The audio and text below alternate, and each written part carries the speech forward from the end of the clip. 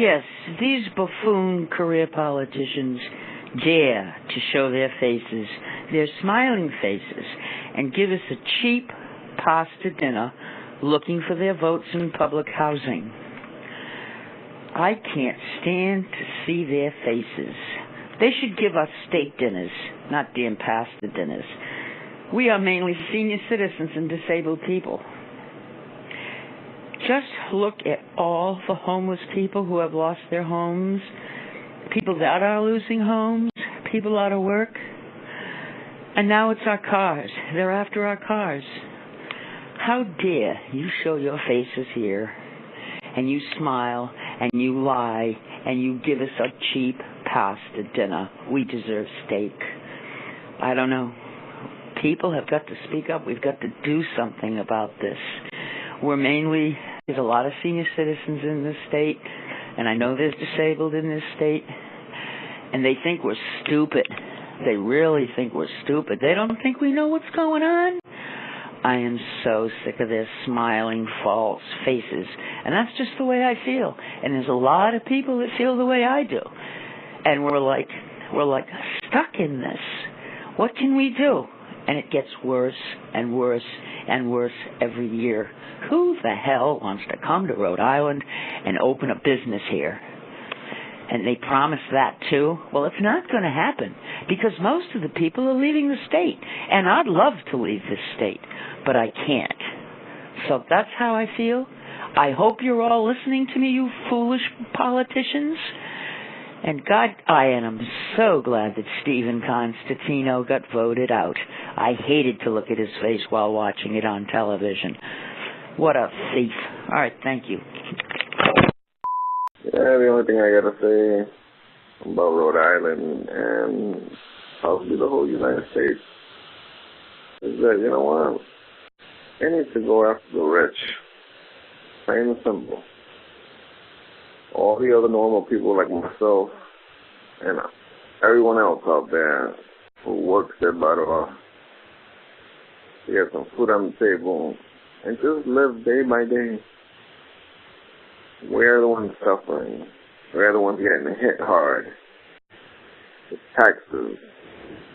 More taxes.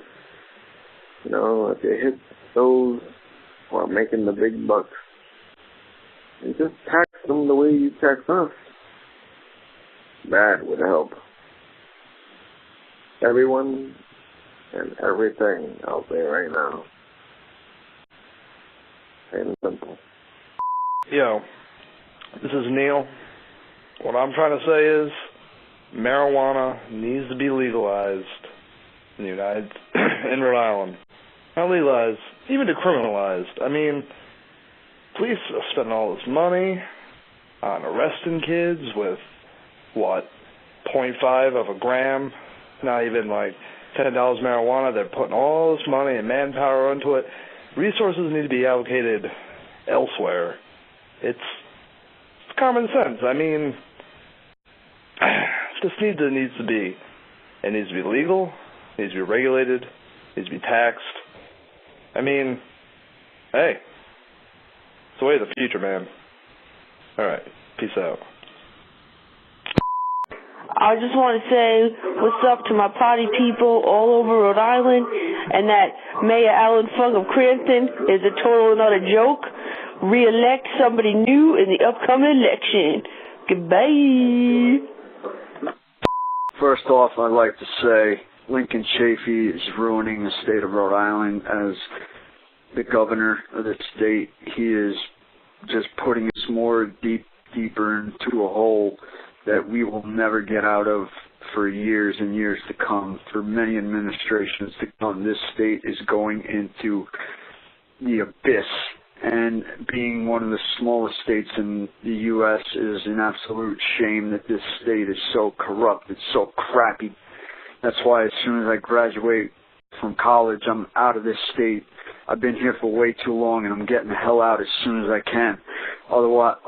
Another thing I need to say is every day thank a veteran, thank a service member. Don't be an idiot. Don't be unpatriotic. Say thank you to a veteran. Say thank you to a a service member. That is your duty as an American citizen to thank those that have gone before you, that have sacrificed their life for your freedom, you ungrateful bastard. Hey, how's that Obama thing working out for you? Really good, huh? Well, just like they said, you should put Buddy back in. You can call him corrupted if you want, but he helped the city. You got Cicelyne, the government, all this stuff that's up there going on. I mean, do you really care about the people here, the ones that worked, the ones that's struggling? Come on. It's not about who's here. I've been here since 1956. You know, I pay taxes.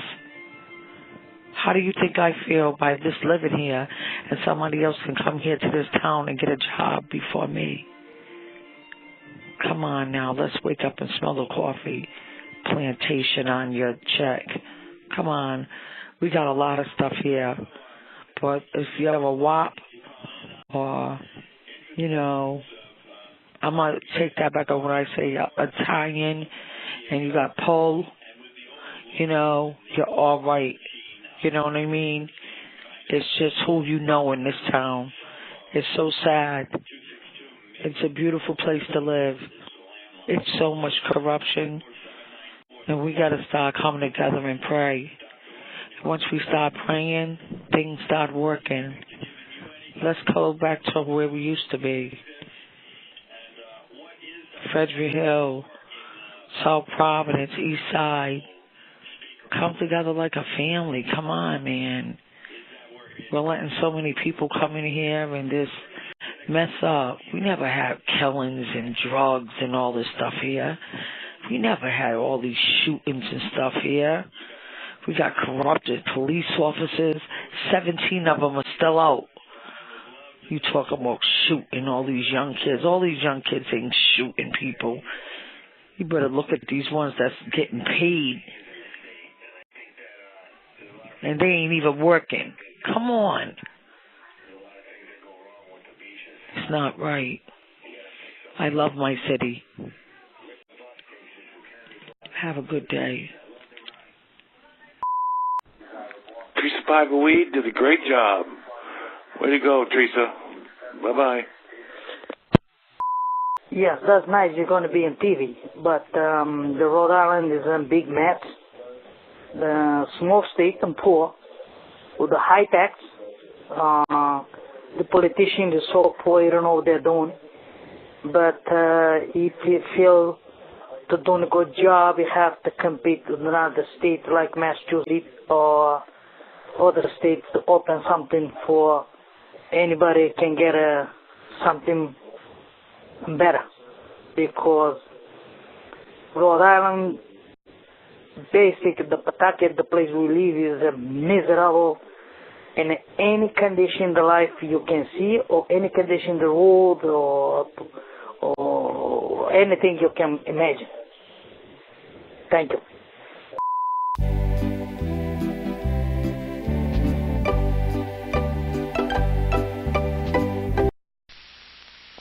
This is your focus leader. Adjust the focus until the picture is sharp. Now adjust the sound to a normal volume.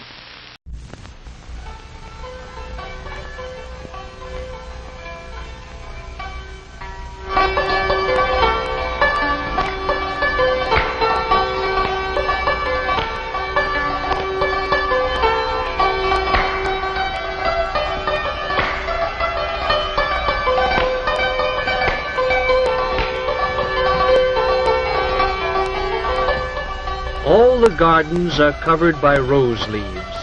All the mountains have put on their holy dress. 1,000 years ago, the poet Ferdowsi sang the praises of spring among Persia's mountains. Today, the people of Iran still look to their mountains for water, precious water for the high, arid plain on which most of the people live. But too often, rivers flowing down from the snows disappear in the great central deserts of Iran. East and west lie other Muslim lands, Turkey, Iraq, Saudi Arabia, Pakistan, Afghanistan. North, the Soviet Union lies beyond the Alborz Mountains. Iran knew greatness in the days when it was known as Persia. From this vast throne room, heart of his renowned capital, Persepolis, King Darius ruled over the first great empire in history. The Hall of 100 Columns, the haram for the many royal wives, and a wonderful sculptured stone stairway were among the marvels here.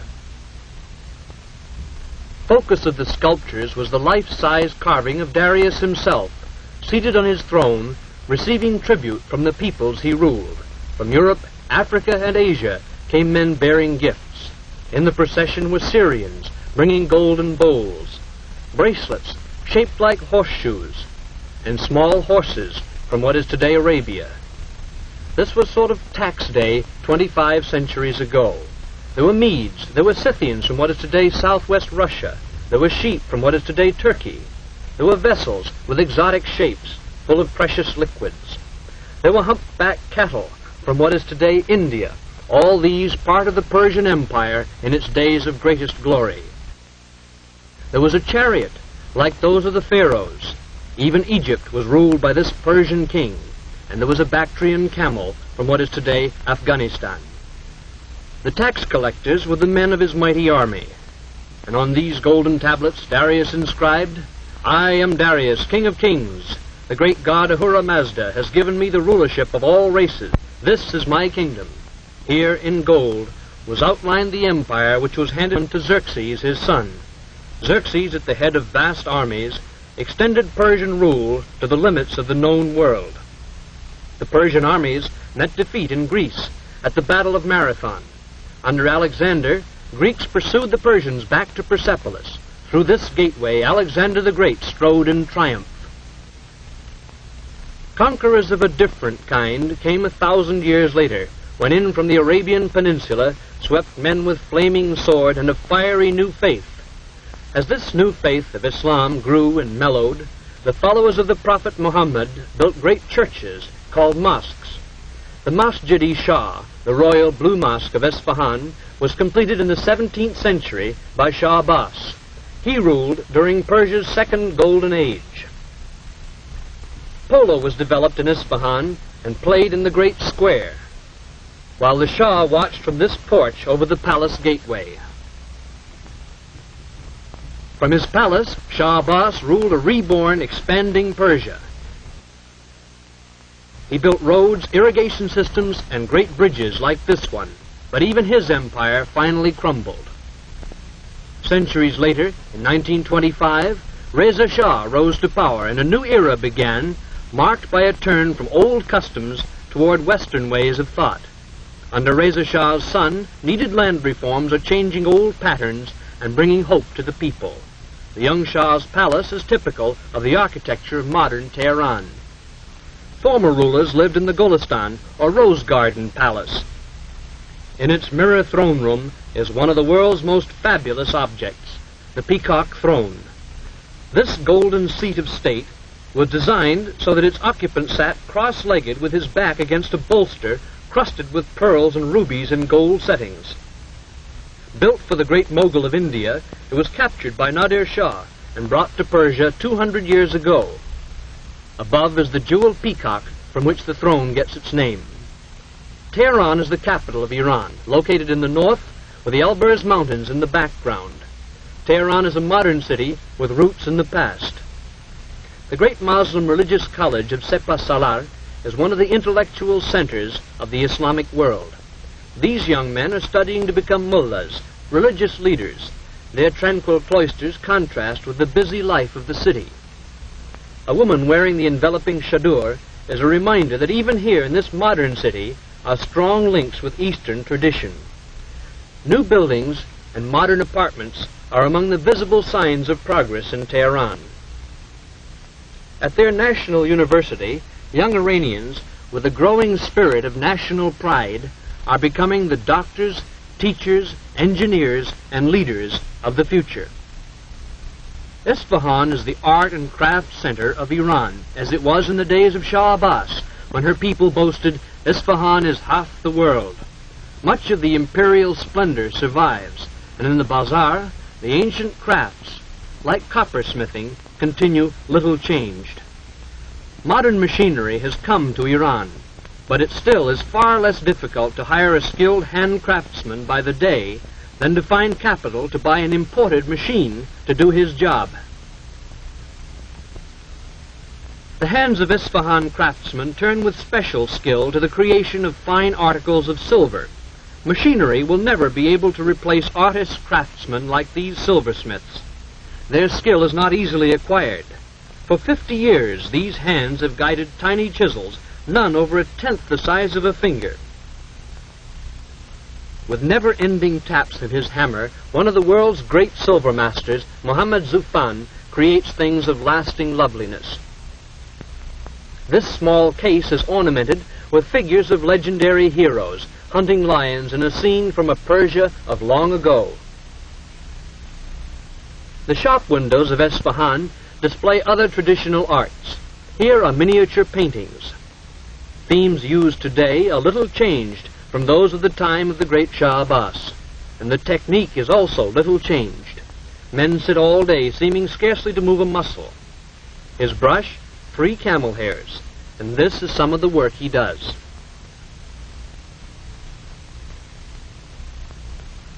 The best-known product of Isfahan hands is, of course, the Persian rug.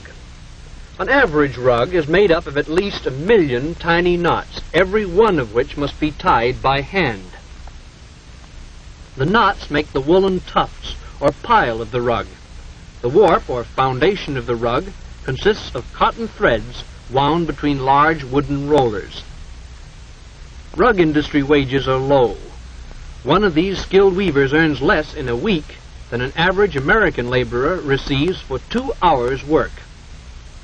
After a few rows of knots have been tied, they are pounded tightly together with this comb-faced hammer. Children's tiny hands tie the smallest knots of the most delicate designs, although employment of children in rug factories is discouraged by new labor laws. As modern industry like this textile mill come to Isfahan, mill owners and workers alike face the problems of sudden adjustment to the machine age. Shiraz is the capital of the province of Fars, from which Persia took its name.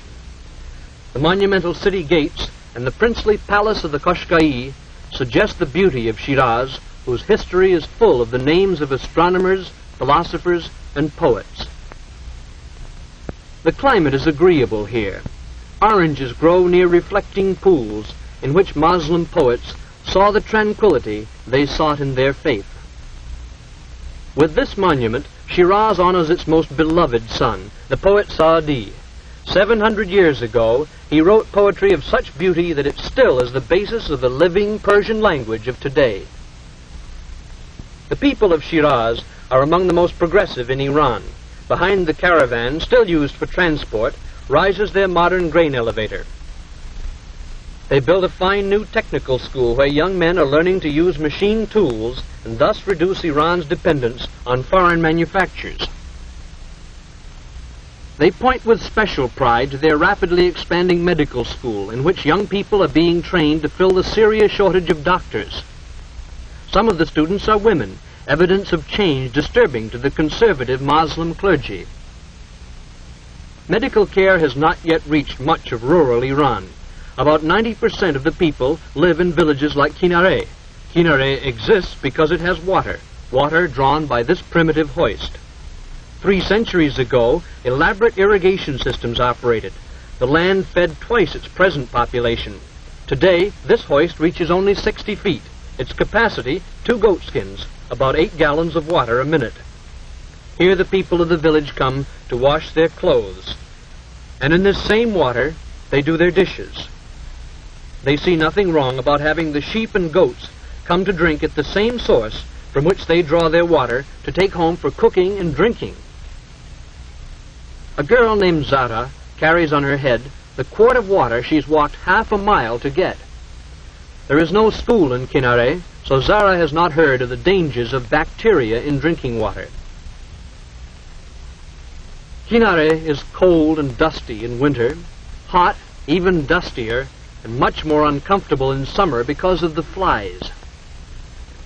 At home, Zara's mother makes bread from wheat flour that was the family's share of the crop. The landlord owns the fields and also the house in which Zara and her family live. Sickness breeds easily here. It comes from dust, flies, unclean drinking water, and often just from too little soap, because soap is expensive. Main food is bread. Only occasionally are there vegetables and a little goat milk. Meat is scarce, so the diet is mostly bread and not much else. Yet for all their poverty, these people are kind and decent, honest, honorable, and friendly. Their bedding is the most precious thing they own. They have a copper samovar, a broken kerosene lantern, a teapot, a few cups and saucers, a mirror, and a picture of the Shah. Together with their clothing and cooking utensils, these things are all that this hard-working family owns. The house has 2 rooms, a sleeping room upstairs and a cooking room downstairs. This is the only stairway. Mother is baking bread this morning. Although Iran is rich in oil, oil products are still too expensive for this family, so Mother walked 15 miles to gather twigs for her fire. As Zara's father, Mustafa, walks to work, he realizes that he is neither much better nor much worse off than his neighbors, who are neither much better nor much worse off than most of the 16 million people of Iran. And as he works in the fields with the landlord's oxen, he knows that little has changed in Kinare in 25 centuries. There is still the old system of land ownership, which sometimes requires the tenants to pay 80% of their crop for the privilege of working the owner's land. The only change is Mustafa's clothing, and now a steel tip on the wooden plow. Like most people of the Middle East, Mustafa wants the benefits of mechanized civilization. Change is coming as the great natural resources of Iran are developed. The most important resource is oil. At Abadan is one of the world's largest refineries, built to serve customers of many nations. Developed by British interests, Iranian oil has been the subject of bitter dispute. With no tradition of mechanical experience, Iranian technicians are developing skills to operate complex machinery. High industrial wages have attracted men from all over the country to work in the unfamiliar angle of technical equipment. Men from the highland tribes, men from the city bazaars, have put on the workman's helmet. This, then, is the new man of Iran, a man who looks with hope to the time when, with further development of industry and her great natural resources, Iran may know again some of the glory it knew when Darius ruled at Persepolis over the mightiest empire the world had ever known.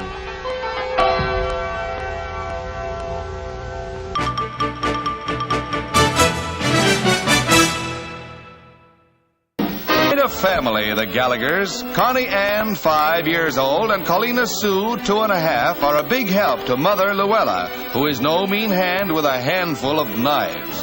Connie Ann is a veteran at being a target for her mother's cutlery and doesn't turn a hair at Ma's cut-ups, even though Ma's pretty sharp with the cleavers. But Connie's ready for a stand-in, and evidently Colina Sue has more trust in Mother's aim than the audience has. It takes a steady eye and a stout heart to heave knives at the apple of your eye. But this female William Tell has no qualms and plenty of faith.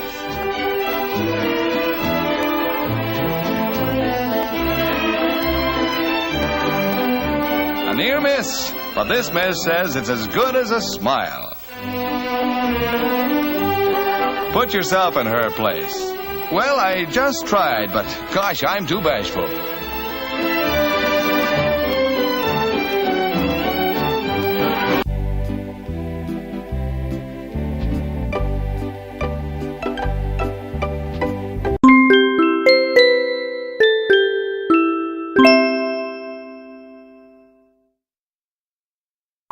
Yeah, I just want to say this is the best program I've ever seen.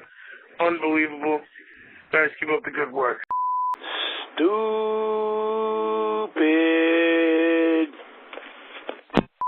Thank you so much for providing quality television. I find in these difficult times, especially with all the things going wrong in the world, that it's very important to keep family values close, not only close to our hearts, but close to our families. Thank you. This show is retarded. It's behind, it's all backwards, and it's just pointless. Why would you even put this on TV? It's mental.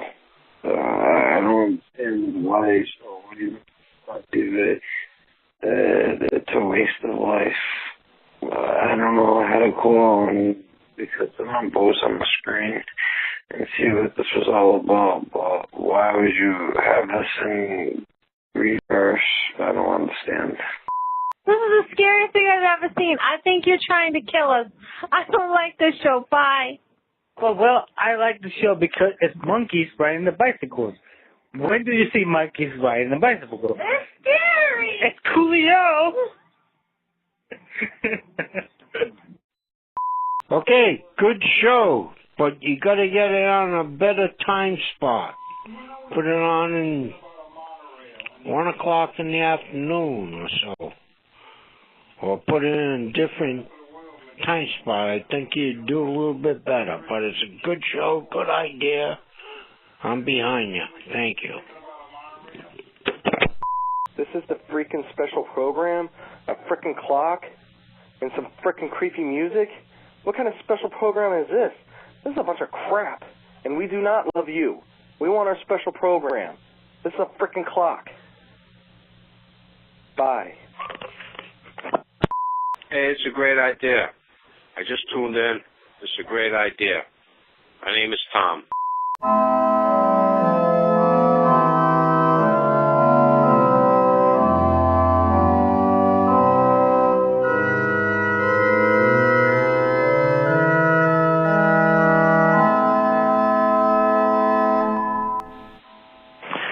I just found a poem that my brother wrote about me about 20 years ago.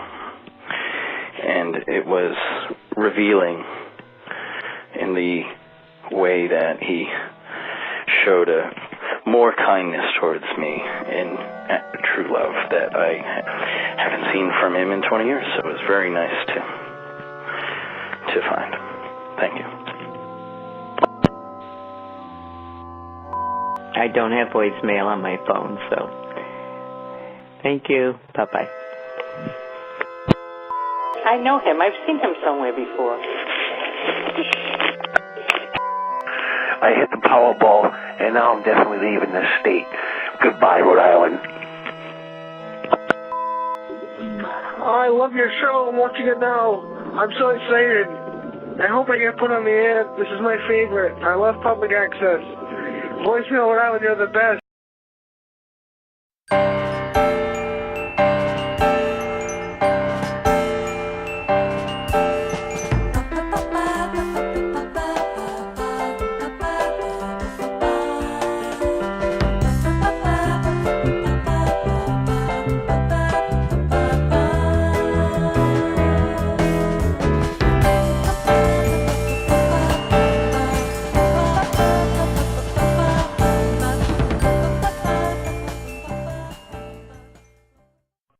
My water broke. Hey, my water broke.